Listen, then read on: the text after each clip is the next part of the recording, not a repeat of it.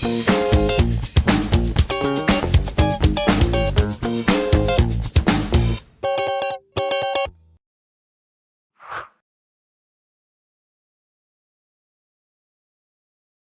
historia es la experiencia colectiva de los pueblos. Sin experiencia es difícil vivir en el presente y sin experiencia es difícil proyectarse hacia el futuro. Podríamos decir que este enunciado es desactualizado porque con la globalización, con el neoliberalismo, con el auge de las tecnologías de la información, se siente que hay un abismo entre el pasado inmediato y el presente. Ya ni qué hablar del pasado muy remoto. Pero esta es solamente una falsa ilusión, porque sin la experiencia del pasado es difícil que podamos entender las angustias y los problemas del presente, y es difícil que podamos pensar en el futuro, y la colectividad necesita superar las angustias del pasado para pensar en el futuro. Eso se hace a partir del conocimiento de la historia.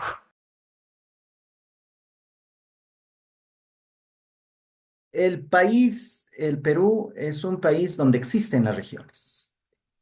Las regiones, como dice Susana Aldana, se sienten. Primero se sienten, después se conocen y finalmente se reconocen. Pero es un país donde existen las regiones.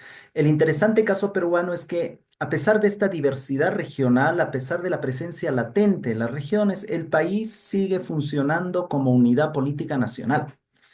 Ya, pese a las crisis institucional, pese al desfase de la nación, el país sigue funcionando como unidad política nacional. Y a lo largo de nuestra experiencia histórica, las regiones no han podido fragmentar, ni han deseado fragmentar esa, esa experiencia histórica nacional, esa experiencia histórica total, esa comunidad nacional total, digamos. Ahí incluso han aparecido en algunas regiones tendencias federalistas o tendencias secesionistas, pero han fracasado y no han podido fragmentar la unidad nacional total. Entonces, para entender precisamente esa latencia en las regiones, con Susana planteamos la idea de hacer una historia de las regiones en larga duración, desde fines de la época colonial, desde inicios de la República hasta el presente. Y qué mejor ocasión que el bicentenario de la independencia, es decir, el bicentenario de la nación.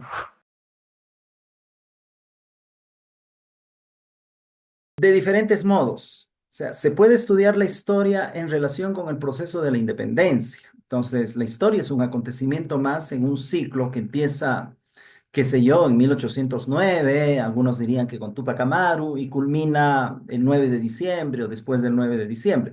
Pero también podemos estudiar la batalla como un acontecimiento que nos revela no el heroísmo de ciertos individuos que dirigen los ejércitos, sino una cultura, una conducta de un conjunto de combatientes que tiene en el momento de la batalla una conducta muy ambigua. Por un lado, espera combatir, vencer y trascender, pero por otro lado también espera no morir en el combate. Entonces, la idea, cuando yo planifiqué los estudios sobre la batalla de Ayacucho, cuando planifiqué los artículos sobre la batalla de Ayacucho, la idea era rescatar la cotidianidad de la batalla, es decir, la batalla como una cultura guerrera que se materializa, que se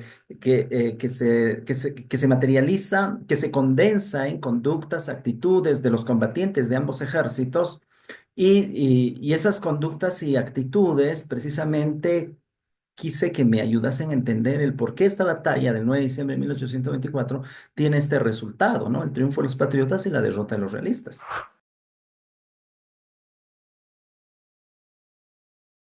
La pregunta alude a un artículo que publiqué en el año 2021 en el libro de Carmen McEmoy, Víctor Arrambide y Marcel Velázquez, que es el resultado de un evento que ocurrió en el año 2019 sobre la Expedición Libertadora, que es esta fuerza militar encabezada por José San Martín, estructurada básicamente en Chile, que viene a Perú por vía marítima, desembarca en Paracas con el propósito de liberar al Perú de la dominación colonial. Ahora, cuando la expedición libertadora llega a Pisco, envía una fuerza armada hacia la Sierra Central con el propósito de levantar a los pueblos, y también a los sectores campesinos a favor de la independencia.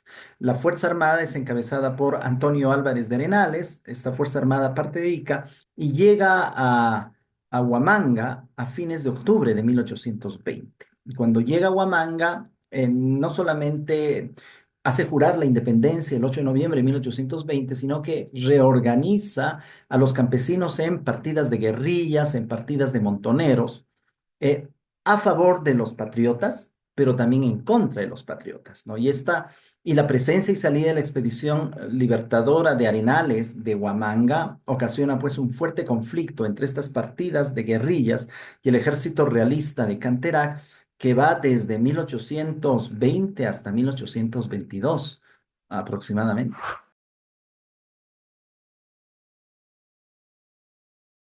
En primera instancia existe la región de Huamanga, hoy día Ayacucho, que estaría conformada por todas las provincias del actual departamento de Ayacucho, más las provincias vecinas de Chincheros y Andahuaylas, que pertenecen a Apurímac, más algunas provincias del sur del departamento de Huancavelica, que colindan con el norte de Huamanga. Esta región se forma históricamente. El historiador Jaime Urrutia dice que es el resultado de sedimento de diferentes épocas históricas que vienen desde la época prehispánica, la cultura wari durante el Horizonte Medio, los pueblos identificados como chancas durante el Intermedio Tardío, etcétera, y durante todo el transcurso de la época colonial. Es más, en la colonia hay dos momentos claves para la configuración de esta región. Primero, la creación del obispado de Huamanga en 1609, que ejerce jurisdicción precisamente sobre estos territorios, y posteriormente la creación de la intendencia de Huamanga en 1784, a partir del actual territorio de Ayacucho, más las provincias de Chincheros y Andahuaylas. Ahora, ¿qué pasa con esta región en el siglo XIX? Con su articulación al mercado interno, la región se fragmenta en dos o tres circuitos mercantiles. El primer circuito mercantil es en el norte, entre Huamanga y Pisco, a través de la antigua vía, del antiguo camino prehispánico por donde actualmente viene la carretera de los Libertadores. Ya, y es un circuito por el que se exporta hacia la costa principalmente trigo y aguardiente. El segundo circuito mercantil es más o menos hacia el centro de la región, en la cuenca del río Pampas, entre Nazca y las actuales provincias de Huancazancos, Cangallo y Víctor Fajardo. Entonces es un circuito mercantil que permite la exportación de ganado y también de trigo o algo de aguardiente. Y el tercer circuito mercantil, que es el que ha sido más estudiado por Rodrigo Montoya, es el circuito mercantil que se articula en torno a Andahuaylas, Coracora, Puquio y la costa de Arequipa, que es un circuito por donde se exporta ganado, lana y por donde se importa un conjunto de bienes manufacturados, un conjunto de productos industriales que inundan todo el mercado del sur ayacuchano y que permite además el intercambio de personas, que permite además la movilización de personas. Y un rol especial en esta movilización juegan los arrieros, los comerciantes, y también los comerciantes extranjeros, por ejemplo, que se instalan en Parinacochas a mediados del siglo XIX. Ya, pese a esta desarticulación, mira, estamos hablando de una desarticulación en ejes horizontales que conectan la sierra con la costa.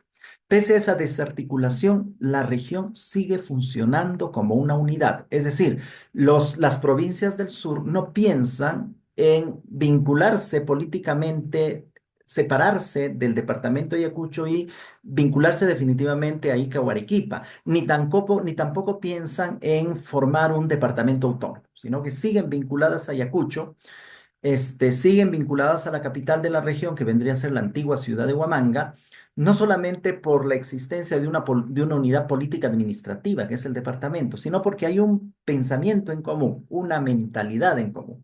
Y esa mentalidad, es mi hipótesis, consiste en que todos se consideran como descendientes de las antiguas tribus míticas que poblaron la región durante el intermedio tardío y que se enfrentaron a los incas, que poblaron la región, formaron una poderosa confederación, es un mito, y se enfrentaron a los incas. Entonces, los del sur de Ayacucho consideran que son descendientes de los rucanas o de los soras que conformaron esa confederación. Los del centro de Ayacucho dicen que son descendientes de los tanquihuas o de los chancas que conformaron esa confederación, y los del norte, como Huanta, dicen que son descendientes de los siquichanos que también conformaron esa confederación. En términos, en suma, en términos económicos y de circuitos mercantiles, de repente la región no existe por estas conexiones que acabo de describir. En términos políticos, sigue funcionando la unidad política administrativa llamada departamento, pero en términos de mentalidad hay esa idea de la unión porque se desciende de ancestros comunes.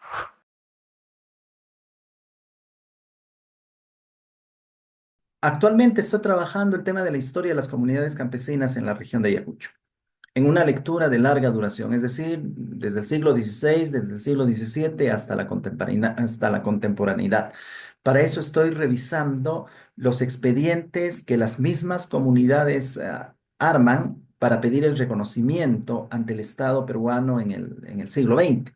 Y en esos expedientes no solamente insertan los requisitos que el Estado peruano les exige para ser reconocidas como comunidades, sino también, por ejemplo, papeles antiguos que según ellos dan cuenta de los orígenes coloniales e incluso prehispánicos de muchos de estos colectivos de pobladores campesinos. Digamos, es un proyecto en larga duración, espero concluirlo a mediados de año o en el segundo semestre del presente año. Ahora, esta labor de investigación se alterna con mis labores docentes en la Universidad Nacional de San Cristóbal de Huamanga.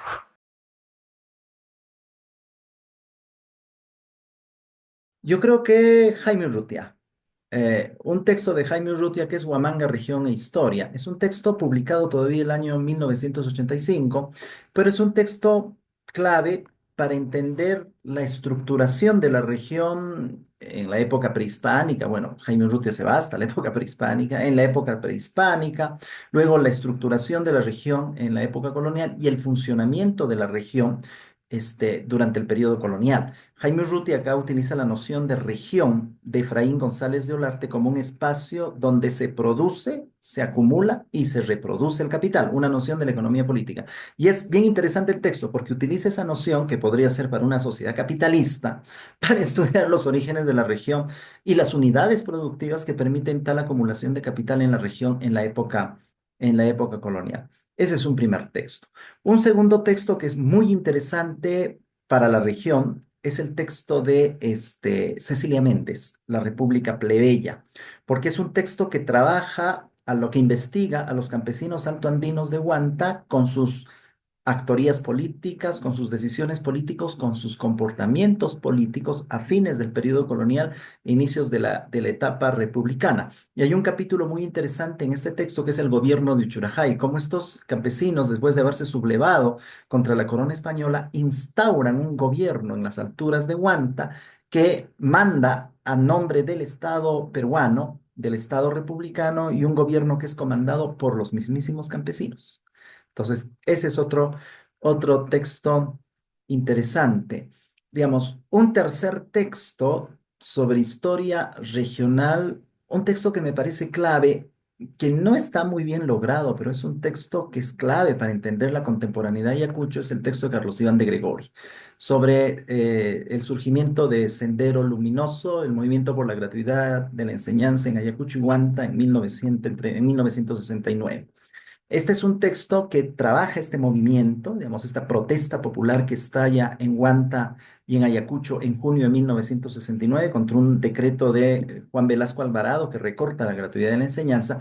Pero a partir de este movimiento, Carlos Iván de Gregori estudia el proceso político, económico y social de la región de Huamanga en las tres últimas décadas del siglo XX, que tiene que ver con la descomposición de las haciendas, la masificación de los medios de comunicación, la masificación de la educación, las nuevas ideas que entre los campesinos emergen en relación con la educación, el progreso, ¿no? Etcétera, etcétera, y cómo todo eso termina conectándose, aunque hay la conexión, digamos, en el texto la conexión es muy frágil, pero cómo eso también termina conectándose con los orígenes de Sendero Luminoso.